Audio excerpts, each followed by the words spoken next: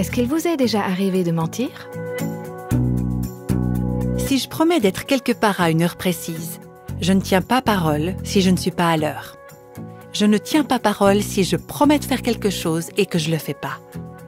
Alors vous allez peut-être me dire, non mais être en retard, ce serait une forme de mensonge. Non mais là, c'est vraiment exagéré. Mais si j'ai dit que j'allais faire quelque chose, alors il faut que je m'y tienne. Voici le podcast Réveille nos cœurs. Nous continuons la série Le pouvoir des mots. Flatter, exagérer, embellir, tout ça n'a pas l'air bien méchant, jusqu'à ce qu'on réalise que ce sont en fait des mensonges. Aujourd'hui, on va découvrir qu'on ment peut-être bien plus souvent qu'on ne le croit. Dans cette série de podcasts, on parle ensemble du pouvoir et de l'impact de nos mots, de nos paroles. Je vous ai encouragé à apprendre par cœur Proverbe 18, verset 21, qui dit, dans cette version, « La mort et la vie sont au pouvoir de la langue ». On a vu que nos mots peuvent blesser ou guérir. Les mots ont le pouvoir d'apporter la grâce et les bénédictions, ou ils ont le pouvoir de décourager les personnes à qui on parle. Et on a également vu, dans l'épisode précédent, que notre langue est en quelque sorte liée à notre cœur.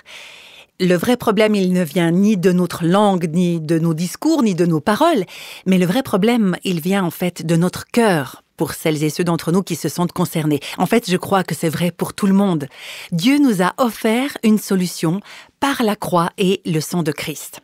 Ça s'appelle la confession, la repentance, la grâce de Dieu et son pardon. Et dans cette série, on découvre ce que le livre des Proverbes a à nous dire sur le thème de la langue, justement. Quand j'ai étudié ce sujet, il m'est arrivé de me sentir rapidement dépassée, même découragée.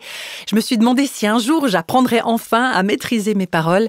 Mais si j'étais restée avec ce sentiment, ça aurait été vraiment une victoire de l'ennemi. Alors, reprenons courage. Par la puissance de l'Esprit de Dieu, on peut remporter cette victoire sur le mensonge. Dieu peut vraiment nous donner un cœur nouveau, un cœur pur, un cœur aimant, un cœur qui est source de paroles pures, des paroles pleines de grâce et pleines d'amour. Et dans les prochains podcasts, on va examiner le livre des Proverbes pour découvrir aussi de quelle manière notre langue peut parfois être utilisée pour le bien et d'autres fois pour le mal. Et par rapport à ça, il y a quelques années, Dieu a vraiment beaucoup travaillé dans ma propre vie. Il faut toujours se demander si notre langue va servir à tromper ou à dire la vérité. Alors, dans le livre des Proverbes, il est beaucoup question de mensonges, de langue trompeuse. On aborde le sujet du mensonge sous différents aspects, par exemple la tromperie, les faux témoignages, la séduction, le fait de séduire avec nos paroles. On peut mentir de beaucoup de manières différentes. On pense peut-être qu'on n'a pas de problème avec le mensonge, mais puisque je veux être franche avec vous, j'aimerais vous dire honnêtement que quand j'étais plus jeune, au début de mon service pour Dieu, j'avais vraiment un gros problème avec le mensonge. En fait, je suis sûre que ça n'a pas commencé à ce moment-là, mais c'était déjà présent bien avant. Quand j'avais une vingtaine d'années, le Seigneur a commencé à me montrer que j'avais un gros problème dans ce domaine. À mes yeux, c'était pas vraiment un problème, c'était plutôt de l'exagération, comme je disais, mais le Seigneur m'a montré que c'était vraiment du mensonge et que ça venait de mon désir de donner une meilleure image de moi. C'était un péché qui était très profondément ancré dans mon cœur.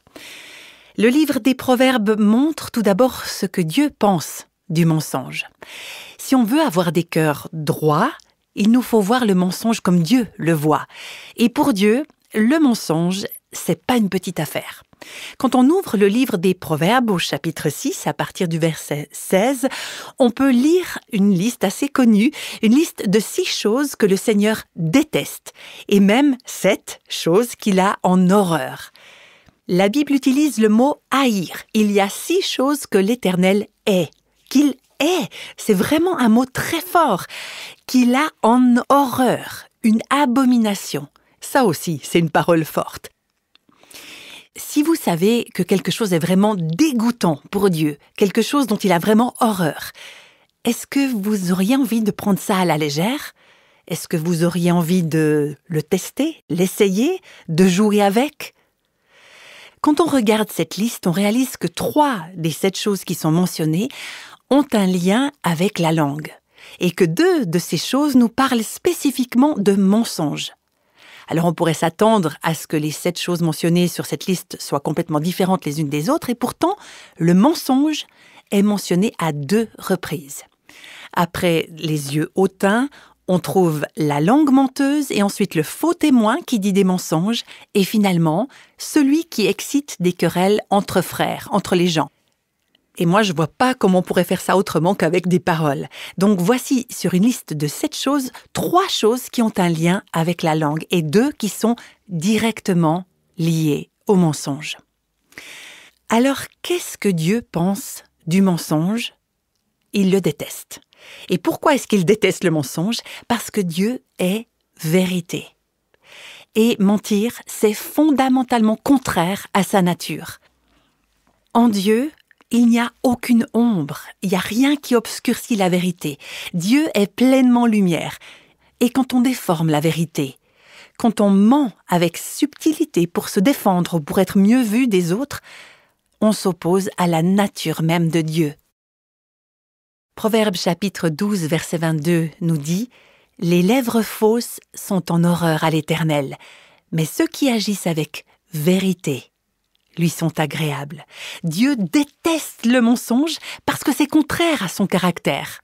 En fait, on découvre dans les Écritures que mentir, c'est diabolique, c'est satanique, et c'est pour ça que Dieu le déteste, le mensonge. Par contre, Dieu aime ceux qui parlent avec vérité. Parce que quand on parle avec vérité, on parle le langage de Dieu. Donc voilà, c'est comme ça que Dieu voit le mensonge. Maintenant, une autre question importante qu'on va se poser, c'est comment les enfants de Dieu considèrent le mensonge? Comment est-ce qu'on devrait voir le mensonge? Proverbe 13, verset 5 dit « Le juste déteste les paroles mensongères ». Ça vous fait penser à qui, ça? Qui d'autre déteste le mensonge? Dieu lui-même. Donc les justes, ceux qui ont en eux le caractère et le cœur de Dieu, détestent eux aussi le mensonge. Le juste déteste les paroles mensongères, et le verset continue, mais le méchant se rend odieux et se couvre de honte. Donc le juste aime ce que Dieu aime, et il déteste ce que Dieu déteste. Et comme Dieu déteste tout ce qui est faux, de la même manière, si nous sommes justes, nous détestons nous aussi tout ce qui est faux.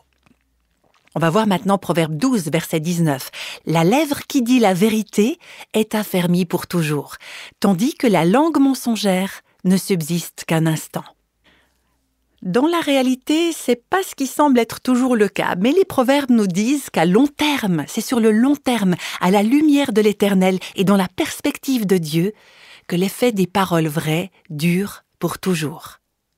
Tandis que ceux qui trompent, ceux qui mentent, prendront fin. Ils ne sont là que pour un moment. La phrase signifie littéralement « le temps d'un clin d'œil ». On pourrait croire que les personnes qui trompent arrivent mieux à avancer dans la vie, qu'ils ont plus de succès.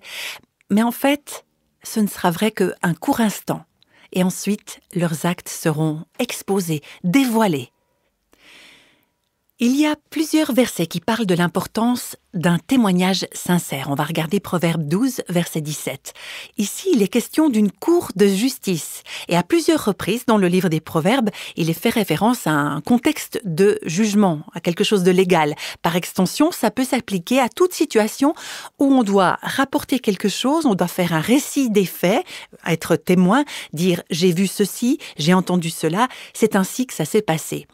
Et Proverbe 12, verset 17 dit « Celui qui dit la vérité proclame la justice, mais le faux témoin la tromperie. » Proverbe 14, verset 5 « Un témoin fidèle ne ment pas, mais un faux témoin dit des mensonges. » Et ça se rapporte bien sûr au 9e commandement qui dit « Tu ne porteras pas de faux témoignages contre ton prochain. » Alors si vous réfléchissez à ce que vous répétez sur d'autres personnes, est-ce que vous racontez les faits de manière exacte? Est-ce que vous vous donnez la peine de vérifier que les détails de ce que vous dites sont justes? Est-ce que votre récit reflète ce qui s'est réellement passé? Alors vous allez me dire « Ouais, mais c'est extrême ça, c'est légaliste. Il faudrait faire attention à tout ce qu'on dit. » Mais voilà, c'est exactement ce que disent les Écritures. On doit rendre compte de chaque mot inutile, irréfléchi, qui est sorti de notre bouche. Mais vous savez, il y a des années, quand Dieu a commencé son travail en moi pour me libérer de ma tendance à exagérer, à déformer la vérité, à pas toujours dire toute la vérité, eh bien, j'ai découvert à quel point j'étais beaucoup plus libre quand je disais la vérité. C'est pas toujours facile de dire la vérité. Parfois, on sait que dire la vérité, ça va avoir des conséquences désagréables. Alors, on a peut-être envie de cacher un peu des choses, de mentir, mais au bout du compte, les conséquences des mensonges se révèlent toujours être plus néfastes. Donc, même si vous deviez subir des conséquences désagréables pour avoir dit la vérité, c'est toujours mieux de vivre dans la vérité et d'avoir la bénédiction de Dieu sur votre vie. Dans Proverbes chapitre 19, verset 5, on lit « Un faux témoin ne restera pas impuni, et celui qui dit des mensonges n'échappera pas. » D'ailleurs, à ce sujet, il y a toujours dans la vie des enfants un moment où les enfants découvrent le mensonge. Et en tant que parents, on devrait presque prier pour que leur capacité à mentir soit découverte aussi tôt, aussi vite que possible. C'est la meilleure chose qui puisse leur arriver, c'est la meilleure chose qui puisse nous arriver, c'est que la tromperie soit découverte. Ça nous aide vraiment à faire face à ce problème du mensonge. Le livre des Proverbes dit que ceux qui mentent n'y échapperont pas. Ils en récolteront les conséquences. On pourrait facilement se dire « Ah non, ça me concerne pas, j'ai pas de problème du tout avec le mensonge ». Eh bien, ces dernières années, j'ai cherché à mieux comprendre les différents aspects du mensonge, les différentes manières qu'on a de tromper les autres. Ce qui est très évident, c'est qu'on peut mentir ouvertement, tout en sachant que c'est pas bien.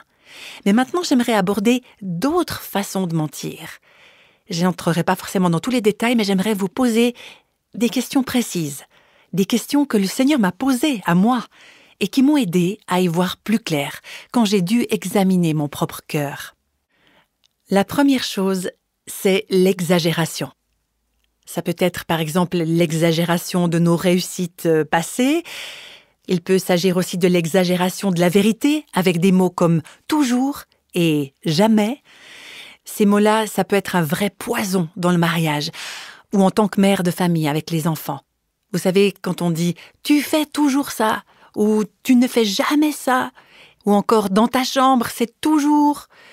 Et quand on entend ce genre de choses, on a tendance à réagir en exagérant, sans prendre en compte la graine de vérité qu'on aurait pu recevoir si ça avait été dit autrement. Ça ne justifie en rien le fait qu'on ne tient pas compte du conseil ou de la réprimande, mais en même temps, ça montre que lorsque la vérité est exagérée, on perd notre crédibilité. Exagérer, ça peut aussi vouloir dire faire des généralités sur des personnes ou des situations quand on dit des choses qui sont peut-être généralement vraies, mais comme si elles étaient toujours vraies. Ou encore quand on embellit les détails pour rendre une histoire plus amusante ou plus intéressante. L'exagération, c'est une façon de tromper les autres. Deuxièmement, une autre façon de tromper, c'est la flatterie. Selon le psaume 12 au verset 3, on se dit des faussetés les uns aux autres. On a sur les lèvres des choses flatteuses. On parle avec un cœur double. La flatterie, c'est faire des compliments dans le but d'améliorer notre propre réputation aux yeux des autres. On a déjà cité le mensonge proprement dit, qui comprend la diffamation, les faux témoignages dans le but de nuire, la falsification des documents ou des cartes de pointage au travail ou des choses comme ça.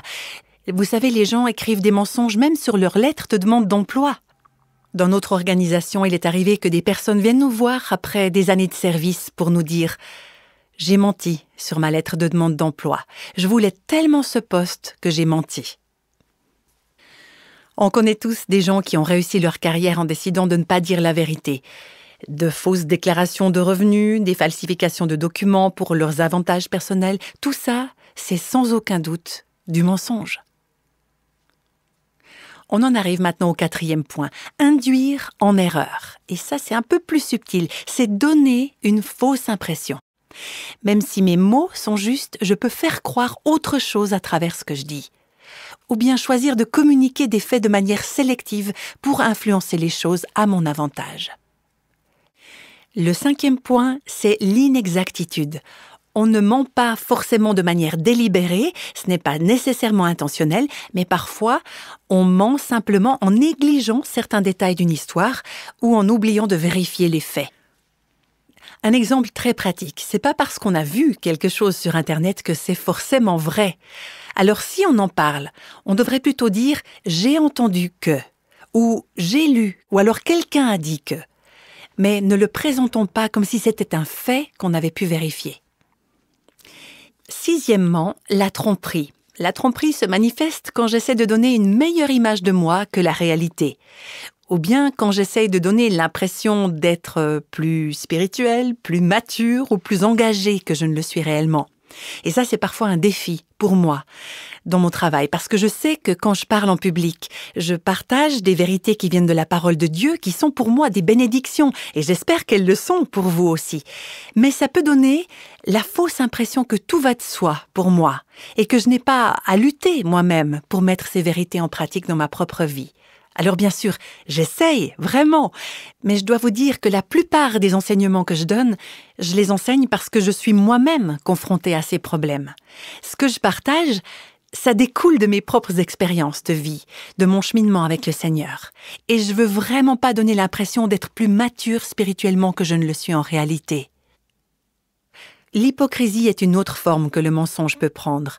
On est hypocrite quand on parle gentiment à quelqu'un, mais dès qu'on parle de cette personne à quelqu'un d'autre, on le fait avec amertume et parfois même avec haine.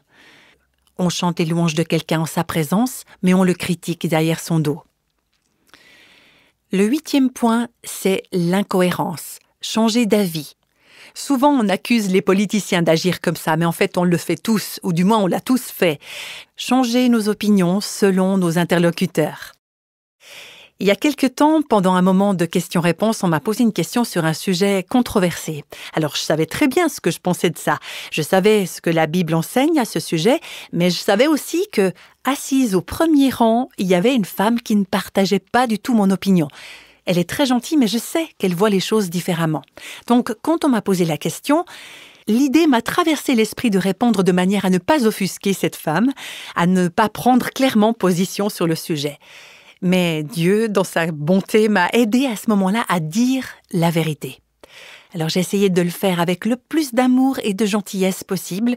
Mon but, c'était pas de m'opposer à cette femme, mais c'était très important de ne pas changer mon discours en fonction de mes interlocuteurs, uniquement dans le but de faire bonne impression. Le 9e point touche au domaine de la ruse. Les Écritures disent « Heureux l'homme dont l'esprit ne connaît pas la ruse ». Être rusé, c'est aussi avoir des intentions cachées, des idées derrière la tête.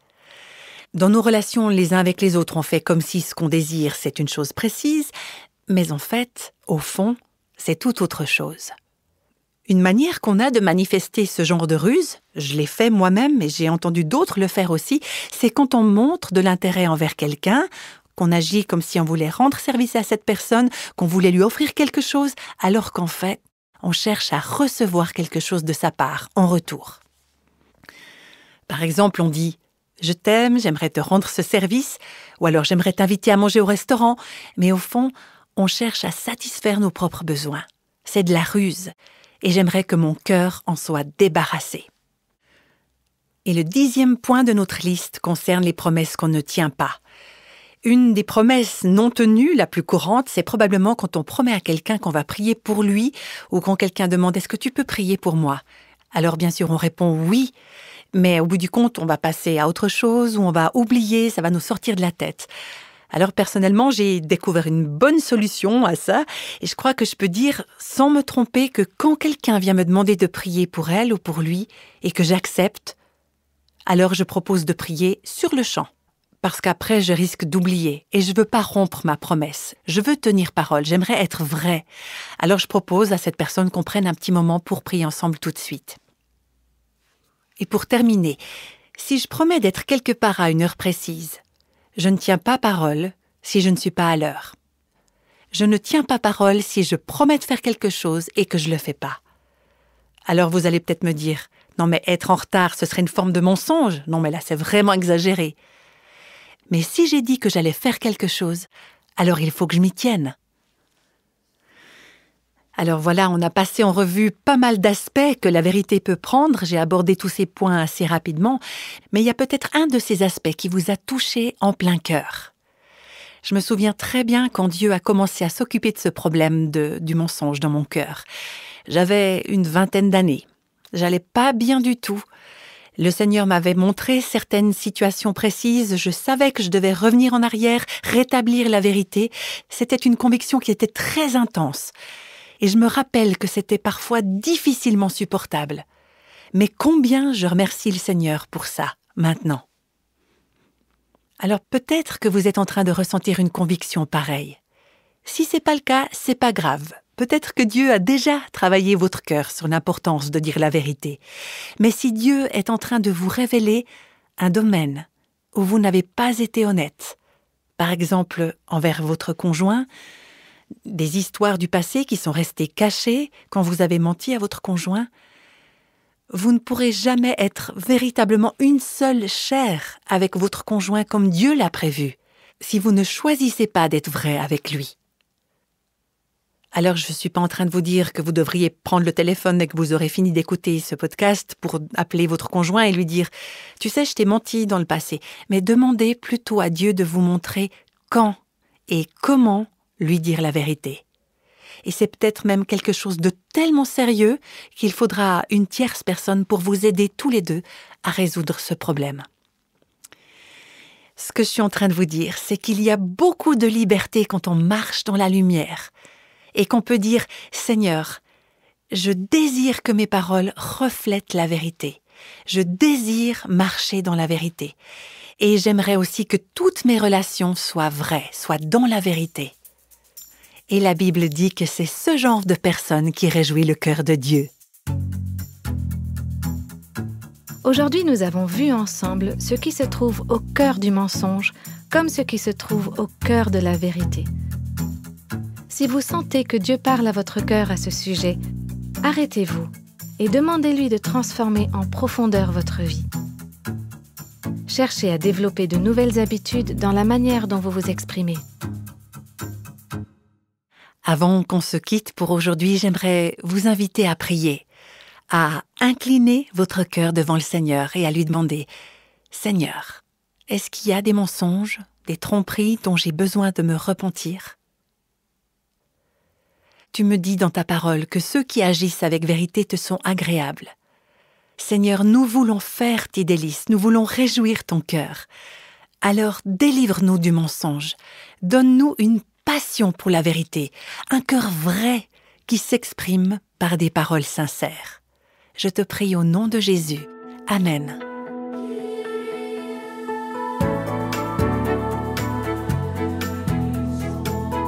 Tous les extraits de la Bible sont tirés de la version Louis II 1910. Réveille nos cœurs est le ministère francophone de Revive Our Hearts, initiative de Life Action Ministries avec Nancy DeMoss Wolgemuth. Avec les voix de Christine Raymond et Jeannette Kosman.